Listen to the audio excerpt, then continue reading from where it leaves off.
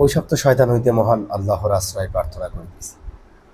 প্রার্থনা করিতেছি তাহার অনিষ্ট হইতে, যে আত্মগোপন করে কুমন্ত্রণা দেয় মানুষের অন্তরে, জিনদের মধ্য হইতে মানুষের মধ্য হইতে।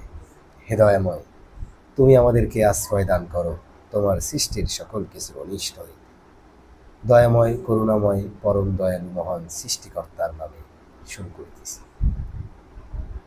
সমস্ত প্রশংসা সম্মানিত মহান আরশের অধিপতি, পৃথিবী আকাশমণ্ডলী উহার মধ্যবর্তী একমাত্র সর্বভৌম ক্ষমতার অধিকারী, পৃথিবী আকাশমণ্ডলী উহার মধ্যবর্তী একমাত্র পরিচালনাকারী নিয়ন্ত্রণকারী, মহিমাময় বিশ্বজগতের প্রতিপালক, মহাক্ষমতাবান, মহাপ্রতাপশালী, মহাদয়ালু, মহাক্ষমাশীল, সুমহান আল্লাহ, যিনি দয়াময় পরম দয়ালু, কর্মফল দিবসের অধিকারী, বিচার দিবসের ফয়সালাকারী।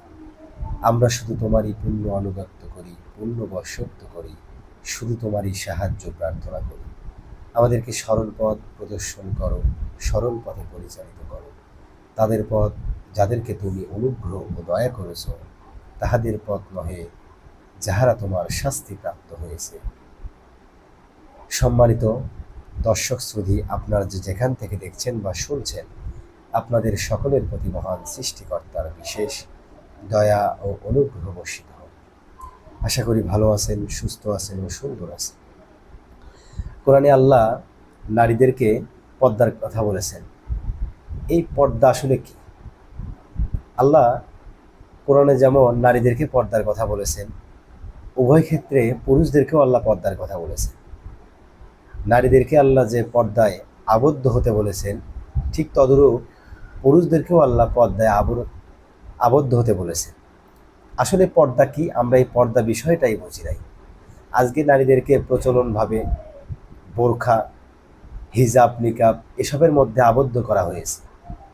আজকে সমাজের মধ্যে প্রচলন রয়েছে যে শুধুমাত্র নারীরা চোখ বের করতে পারবে এবং আর কোনো অঙ্গ প্রত্যঙ্গ বের করা যাবে না, বা এটা নিষিদ্ধ করা হয়েছে।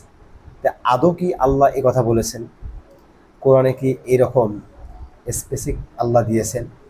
তা আসুন আমরা কোরআন থেকে সংক্ষিপ্তভাবে 2-3টা আয়াত নিয়ে কথা বলবো, এবং এই আয়াতগুলোতে আল্লাহ সুস্পষ্টভাবে বর্ণনা করে দিয়েছেন যে পর্দা কিভাবে, কখন, কোথায় এবং কোন কাজে প্রযোজ্য, সে বিষয়গুলো আমরা একটু কোরআন থেকে দেখব। আল্লাহ কোরআনে বলছেন, সূরা নূর 24 নম্বর সূরা, আয়াত 31। এই 30 এবং 31 এই দুটো আয়াত আমরা দেখব। এখানে আল্লাহ বলছেন 30